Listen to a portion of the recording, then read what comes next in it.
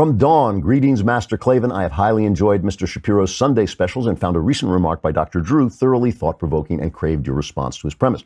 The pair discussed the role of human sacrifice throughout human history, and Dr. Drew stated this innate desire is satisfied presently for many Westerners by Christ as a human sacrifice, extending to the sacrament of communion as a cannibalistic act. Please illuminate for me how this anthropological insight relates to the veracity of our faith. Eternally grateful, Dawn.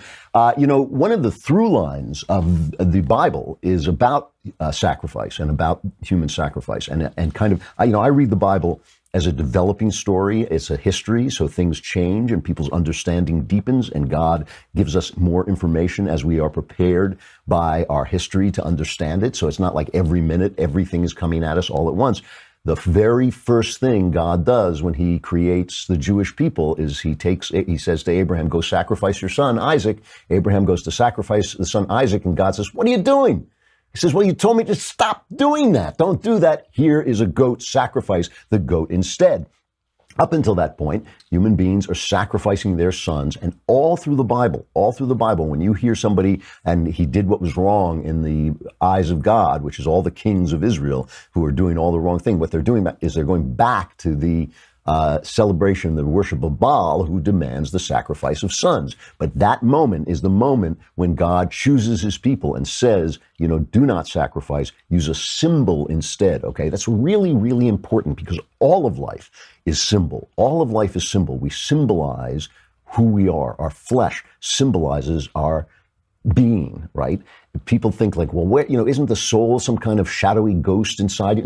No, you are the language that speaks your soul. Your flesh is the language that speaks your soul, and God is training us to understand that. The entire idea of parables, you ever think why Jesus speaks in parables? People think, well, a story makes a point better. No, he's telling you that the things that happen have meaning, right? The very act of understanding a parable is understanding that the things that happen have meaning. The same with sacrifice. We feel guilty, or we feel like we want to control things, so we sacrifice to God, and we're sacrificing our kids, and God says, no, sacrifice a symbol. And then that prepares us for his sacrifice of his son, Jesus, for us, because essentially God is self-sufficient. He can take care of our guilt. He can take care of our sin in his own sacrifice to himself. He takes sacrifice out of our hands and does it once for all. And he has first trained us to that through indicating how symbols work, how ritual works, how ceremony works, and then he does the real thing that is leading us. It is showing us through the flesh of Jesus. Through the flesh of Jesus, it is taking us in to the meaning of life. So the whole thing about sacrifice, that's why, I've said this many times, but it's important. They call Satan the accuser. I think that is even what it means. We are not supposed to wallow in our guilt. This is another thing that the left does when it's teaching us to hate ourselves. It says, well, you held slaves. You think, yes, but then we stopped, and the people who did it were guilty. Some of them should be punished. Certainly an entire civilization was gone with the wind after the Civil War.